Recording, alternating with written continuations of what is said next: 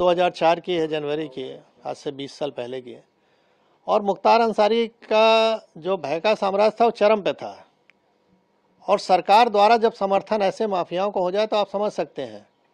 मैंने अभी आपसे कहा कि वो खुली जीप में मऊ दंगों में घूमता था, जहाँ कर्फ्यू लगा है, किसी की हिम्मत नहीं हुई उसके प्रति कुछ बोल दे, कार्रवाई की तो छोड़ दीजिए। और उस समय मैंने लाइट मशीन गन रिकवर की।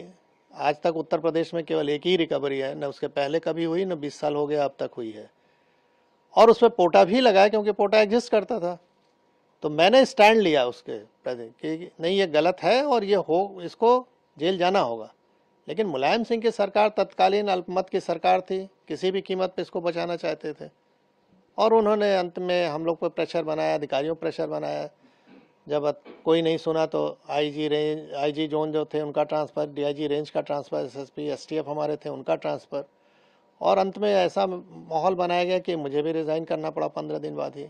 लेकिन मैंने रेजिग्नेशन में लिखा और जनता के सामने इस चीज़ को रखा आप लोग के माध्यम से कि देखिए, जनता पॉलिटिकल सिस्टम में आप ही ने चुना है इस सरकार को, और किस तरह की ये सरकारें चल रही हैं कि जो माफियाओं के निर्देश पे काम कर रही हैं। हम लोग चुन के आते हैं, सेलेक्ट होते हैं, यानी जब तो बोला जाता है कि आप पब्लिक सर्वेंट हैं। आम बोलचाल की भाषा में हम कहते हैं गवर्नमेंट सर्वेंट है, और हो गए हम पार्टी के एजेंट अगर काम करें जिस तरह से वो कह रहे हैं। तो ये गिरावट की स्थिति बहुत ही खतरनाक थी। धीरे धीरे इस पर लगाम लगा है।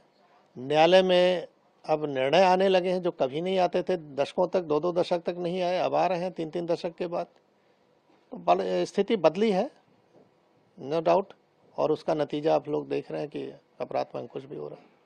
सर, क्या लगता है उस समय कितनी बड़ी चुनौतीपूर्ण रही कार्रवाई जो मुख्तार अंसारी पे आपने की, और आज जिस तरह से आपने कहा न्यायालय में निर्णय आ रहे हैं, कानून व्यवस्था जिस तरह से है, उस समय अगर वो ऐसा रहता तो क्या उस समय मुख्तार अंसारी पे कार्रवाई हो सकती थी? नहीं, स्वाभाविक है। अगर शासन प्रशासन, हम तो किसी सपोर्ट की भी उम्मीद नहीं करते थे, हम तो अपने दम पे रिकवर किया, मैंने अपनी टीम के साथ। तो हमको सपोर्ट की जरूरत नहीं है, हमको तो, हम ड्यूटी है मेरी, हमको ये मेहरबानी नहीं कर रहे थे किसी पे।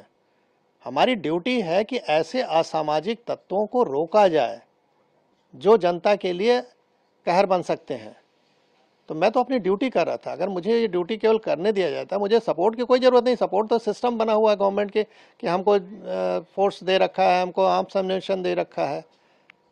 तो हम तो अपना ड्यूटी अगर खाली निभा दें ईमानदारी से तो जनता को अपने आप राहत मिल जाए। कहावत है कि पुलिस अगर चाहे तो पत्ता नहीं खड़क सकता, ये हकीकत है। मैंने एज ए डिप्टी एसपी, बहुत छोटा पद था, बड़ा पद नहीं था, लेकिन जहाँ भी रहता था 3 से 4 थाना क्षेत्र जो भी मेरे अंडर में रहे, उसमें किसी की हिम्मत नहीं है, मजाल नहीं थी कि कोई माफिया आके इंटरफेयर कर ले और कुछ वारदात कर ले, क्योंकि उसको मालूम था कि इस अधिकारी के मत्थे चढ़ गए तो हमारी जान जानी है, हम बचेंगे नहीं। आपकी कार्रवाई के बाद फिर आप पे दबाव बनाया गया? स्वाभाविक है, दबाव नहीं बनाया गया होता तो मैं इतनी अच्छी नौकरी क्यों छोड़ता भाई। जब मुझे लगा कि मैं अब कुछ नहीं कर सकता इन लोगों के सामने, तो कम से कम बाहर आके जनता को तो बताऊं कि हो क्या रहा है। शायद अगर हम नौकरी में रहे होते तो ये पक्ष कोई देख ही नहीं पाता कि किस तरह का दबाव बनता है। तो आज मैं जीता जागता उदाहरण हूं कि इस तरह की सरकार अगर रहे चले तो कैसे आप जनता को रिलीफ पहुंचाओगे।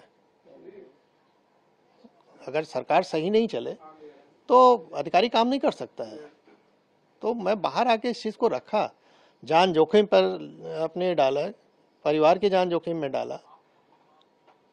स्वाभाविक है कि अच्छी नौकरी के बाद हम कहीं अगर नौकरी प्राइवेट भी ज्वाइन करने तो इनके कॉल चले जाते थे कि इनको निकालिए अपने यहाँ से। किराए का मकान नहीं मिलता था, रात में सामान कहीं लेके रख दिया तो सवेरे वहाँ से खाली करना पड़ता था। तो ये सब चीज़ें देखी, लेकिन अब उस पर ज़्यादा नहीं बोलना है। हाँ, ये है कि जो जैसा करता है वैसा उसको भोगना पड़ता है।